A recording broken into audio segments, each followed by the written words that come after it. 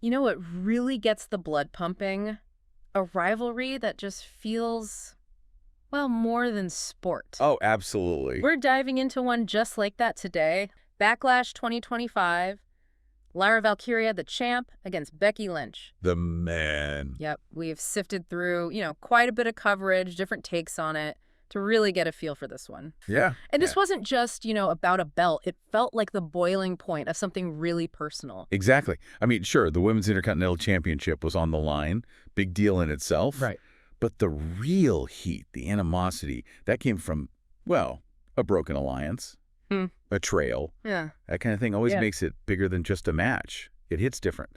It really does. So let's peel that back a bit, because this whole feud, it didn't just pop up overnight. Lyra Valkyria and Becky Lynch, they were actually, well, partners. A strong team. A really strong team. They were standing tall at WrestleMania 41, holding the women's tag team titles together. I mean, talk about unity, right? It really was. Yeah. And winning at Mania like that, Yeah. it sort of cemented how strong that bond seemed. Yeah. Which, honestly, is exactly why what happened the very next night on Raw was such a gut punch. Losing the tag titles was bad enough, but then Becky just unleashing on Lyra. Woo! Yeah. Calculated. It completely flipped their whole dynamic. A seismic shift, truly. And it wasn't just random chaos either. Becky actually admitted, didn't she, that her original target was Bayley, Lyra's intended Mania partner. That's right. Her reasoning was pretty stark. Classic wrestling logic, almost. Kind of. The friend of my enemy is my enemy. A direct line back to Becky's, well, very long and complicated history with Bayley. So for Lyra, suddenly it's not just about her, it's personal. She's fighting for herself, sure, but also kind of defending an ally. The stakes just shot way up. Emotionally, yeah. Hugely. And then Lyra made that comment? Oh, yeah, the promo.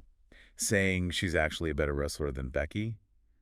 That takes guts. It really does, especially, like you said, against Becky Lynch. And the commentary team, they did a great job setting that stage, using those recap packages to weave it all together. Oh, those packages are vital, aren't they? They give you that context, that emotional hook. Reminds everyone watching of the history, the why behind the fight. Right. It's, good storytelling. Sets the mood perfectly before they even lock up. Exactly right. So, okay. The emotional stakes are clear. Now, let's talk entrances, because even they told a story. Becky Lynch comes out first. Yep. And the graphic they showed, pretty interesting stuff. Her first one-on-one match in almost a year, right? Since May 2024. Yeah, quite a gap for a singles competition for someone like her. Her third Backlash appearance. But here's the kicker, I thought. A 0-1 record against Lyra Valkyria. Remember that NXT Halloween Havoc match in 2023? Oh, yeah, I remember. That immediately puts a question mark there, doesn't it? Totally. Can Becky finally get that win back? Can she even spur the score? Yeah. Adds instant intrigue. It does. That graphic, it's smart. It highlights her time away from singles matches, maybe suggesting she needs to prove something again. Right. And that loss to Lyra. It makes Becky seem, well, maybe a little vulnerable in this specific matchup. A hurdle to overcome. And then out comes Lyra Valkyria, the champion, and her graphic, totally different vibe, pure dominance. Yeah, projected confidence. 118 days as women's Intercontinental champion. This was her 5th title defense. And listen to this, a 7-1 singles record in 2025. Wow. Impressive. Very impressive. It just painted her as this really formidable, successful champion on a roll. And the contrast between those two graphics was, well, perfect storytelling right there. Yeah. You've got Becky, the established big name, maybe looking for a bit of redemption, against Lyra, the champion who's just been winning and winning. Experience versus momentum. Exactly. Classic wrestling dynamic. Sets the stage beautifully. And you saw that play out right from the bell. Valkyria came out very technical, lots of holds, trying to control Becky on the mat. Like that swing and pendulum lock. And the surfboard stretch. Exactly. It really felt like she was trying to prove her point, back up that claim of being the better wrestler. Made sense.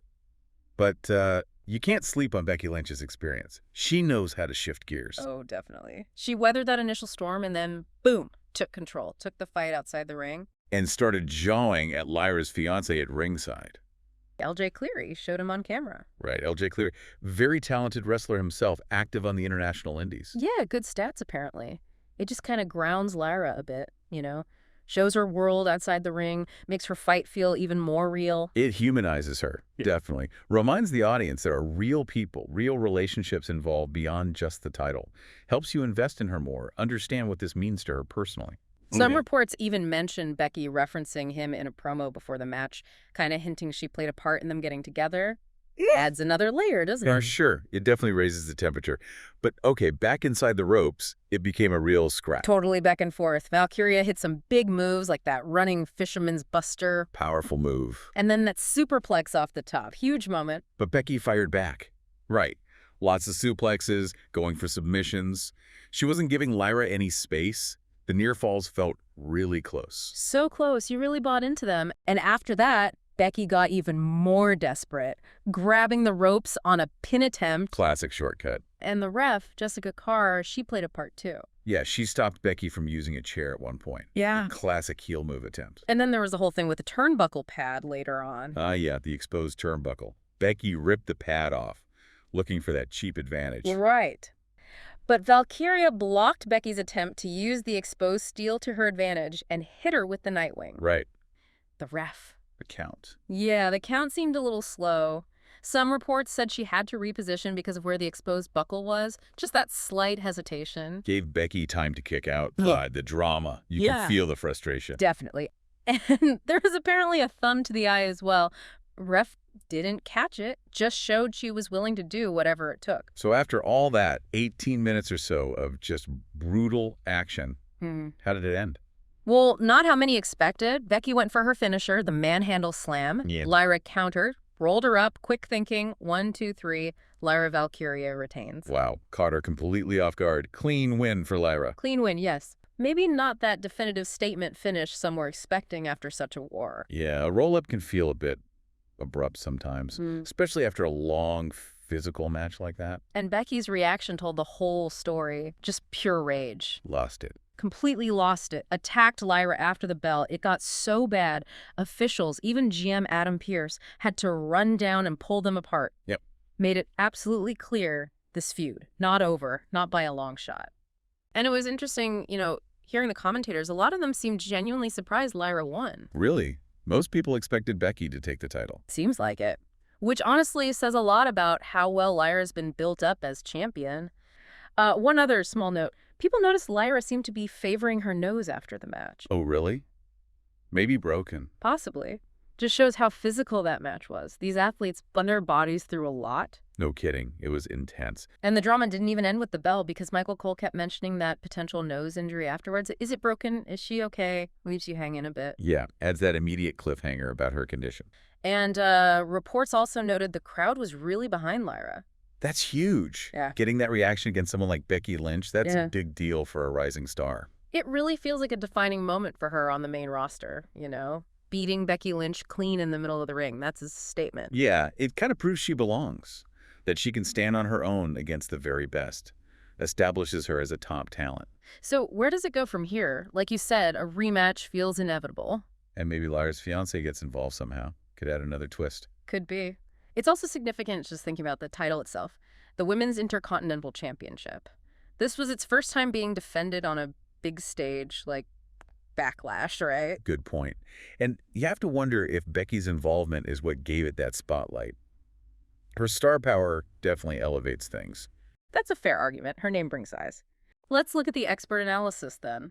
Dave Meltzer's review, what did that say? It rated it pretty highly, didn't it? Yeah, 4.25 stars, which is a very strong rating. And his assessment. He called it an excellent match, said it was Lyra's best showing in WWE so far.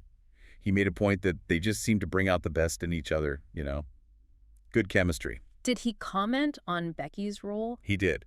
Specifically mentioned Becky being very giving to Lyra in the match, and highlighted that losing cleanly, especially to multiple finishers, was a clear effort to help establish Lyra, to make her a star. That's interesting, giving credit to Becky for helping elevate her opponent even in a heated rivalry. Right. And he also made this other observation, kind of stepping back and looking at the whole Backlash show. What was that? He noted that the Lyra-Becky match was the only match on the entire card that didn't have any outside interference. Really? The only one? Apparently so. Which, suggests maybe an over-reliance on interference finishes elsewhere that night. It made their match stand out even more for being purely about the two competitors settling it in the ring. So it wasn't just a great match in isolation. It stood out structurally on the show itself. Clean finish, focused story, makes sense. Now, there's another layer to this whole thing, something that happened outside the ropes but relates directly to the match. Okay, what's that? Well, it became something more unsettling afterwards.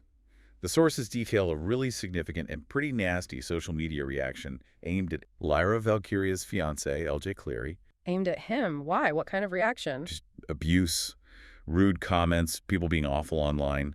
And the analysis and the sources suggest it stemmed from, well, jealousy. Some fans were apparently upset that Lyra is in a real-life relationship. Seriously? Because she's dating someone. Yeah, and particularly someone not on the main WWE roster, though. The sources are quick to point out he is a well-known independent wrestler himself, and they've been together for, like, over a decade, since they were teenagers. Wow. That's really unfortunate and kind of disturbing. It really highlights that whole issue of parasocial relationships, doesn't it? Explain that a bit more, that term. Sure. It's basically when a fan develops this intense, one-sided feeling of connection or intimacy with a performer, like a wrestler or celebrity. They feel like they know them, have a right to their life, even though the performer obviously has no idea who the fan is. Right. Sometimes fans might be trying to fill a void in their own lives, maybe projecting feelings or just completely objectifying the performer, seeing the character, not the real person with their own life and relationships. It's a really uncomfortable side of fandom, isn't it? When those lines get blurred and fans feel entitled to a performer's personal life. And clearly, it impacts not just the performer, but the people around them, like her fiancé in this case. Exactly. A really stark reminder. Then, of course, the broadcast moves on. You get the ads for WWE 2K25, WWA LFG, the plugs for SummerSlam coming up in Jersey, hosted by Cardi B. Right. The wheels keep turning. Reminds you this intense match is one part of the bigger WWE machine. Exactly. Connects the dots, promotes the next things, keeps the audience plugged into the whole universe. Standard, but effective. And then they pivoted hard to the main event. John Cena versus Randy Orton. Billed as maybe their last ever one-on-one match. Huge. A rivalry for the ages. They even dropped that history nugget. First match way back in OVW, January 2002. Most recent singles match, SmackDown, Feb 2017. Wow, that really puts their longevity into perspective. Decades. It does. And they showed that old OVW clip, too. Cena versus Orton from way back. Crazy seeing them so young. It shows you the journey. Yeah, good way to put it. And hey, can't forget the theme song for Backlash, Detonator, by Killer Mike. Oh, yeah. Also featured in Call of Duty, apparently. A little bit of crossover there. Yeah, adds to the overall vibe, the energy of the show. And tying into a huge game like that. Smart way to maybe grab some extra eyeballs.